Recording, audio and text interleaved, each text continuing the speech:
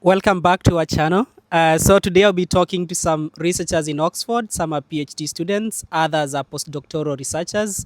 I want to hear about their work and how they got into Oxford. So join me for the journey. To get started, I have this amazing gentleman next to me. Can you please tell us your name and what you do in Oxford? My name is Jago. I'm working as a postdoctoral researcher, University of Oxford. Basically, I'm using weather forecast data to predict dengue outbreaks in Vietnam. Oh, amazing. Can you tell us a bit about the dengue? I know it's a fever. How what is it and which parts of the world does it affect?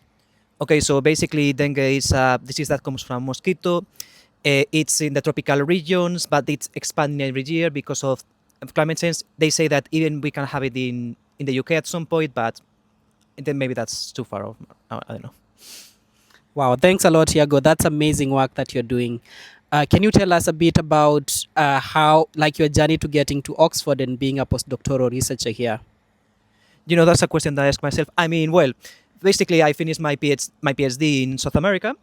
And after South America, I was like, oh, where should I go now? Like, where? And then I started seeing like a mailing list, some news articles and so on. I was like, okay, and this one was in Oxford. I applied, and well, I was lucky to be here.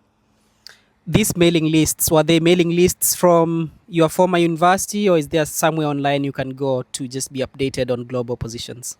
Well, in my case, because I'm working in the meteorological field, there's a kind of mailing list which is called MedJobs, which is useful for these kind of things. But also you have the Oxford Gazette.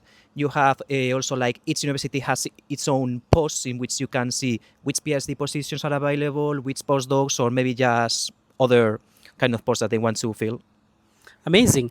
And, having gone through the experience of applying for a PhD, applying for a postdoc, are there tips that you could give to people wanting to apply to the same opportunities?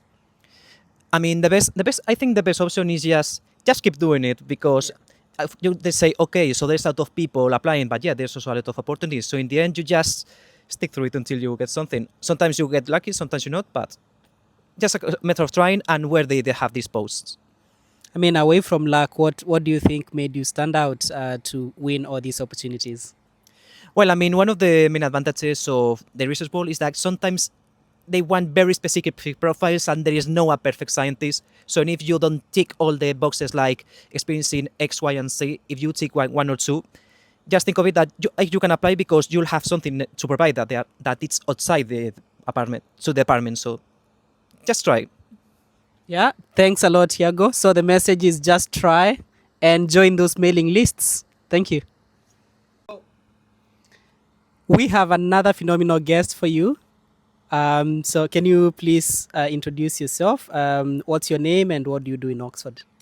Okay, thank you. And my name is Thorsten. I'm a PhD DPhil student here in Oxford. My work focuses on the integration of agriculture and solar panels, which we call photovoltaic panels. So what I'm basically trying to do is plant crops underneath or between solar panels or between rows of solar panels in simple terms. Yeah. Wow, that sounds super interesting. What's the benefit of doing this? There are many benefits of doing this. The initial idea was this as being a way to maximize or improve land productivity. So by combining the two, then you could produce more. Um, um, you can basically produce more from the land than you would normally produce if you had either crops or solar panels. Amazing, amazing. And what was your journey to getting to Oxford like? Yeah, my journey is actually quite interesting. Initially, I was really interested in making food in cities quite cheap. So I once saw this idea of having solar panels on top of a building and trying to use that to power LEDs to produce crops within a city instead of having to farm outside the city. Somewhere somehow the idea got to what I'm working on at the moment, because I realized that what I was thinking at first is not really sustainable. It's not possible to produce enough energy using rooftop to power an entire building. So yeah, that's where I ended up with this topic. Yeah. And what was the application process like to get into Oxford? Yeah, actually, the application process wasn't an easy journey. I had other ideas. I wanted to do the MSc first, but unfortunately, I didn't get into that. But as a second option, I applied for a PhD, which I did manage to get into. Um, I think the challenging part for me with the application process was coming out with a proposal, because that's one of the things that was required for the application process. Because it's something that I'd never done before. I didn't do a master's before starting my DPhil. I went straight from undergrad to doing a PhD, which is something that is possible in Oxford. Oh, that's amazing. And are you on a scholarship or are you self-funded in Oxford? Yeah, so I'm actually on a scholarship. So going back to one of the questions that you had asked initially about how I ended up coming to Oxford. So my journey to Oxford wasn't really a well thought out journey, and it happens sometimes that you don't really think a lot about these things. But I had a plan initially um, to come to the UK.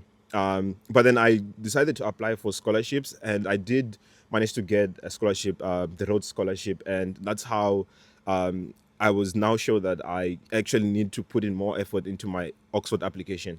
Yeah. Oh, wow, amazing. Congrats on the scholarship. And are there any tips you'd give to people wanting to get win a scholarship to Oxford?